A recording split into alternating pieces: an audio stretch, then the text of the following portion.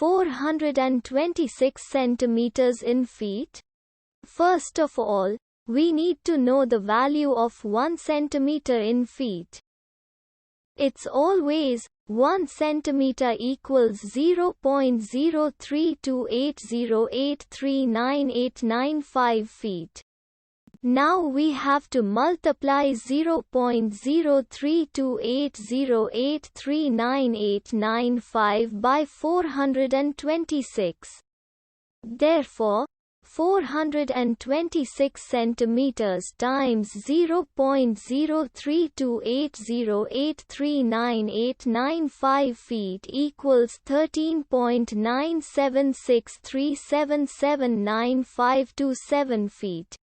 So, in other words, 426 centimeters equals 13.976377957 feet.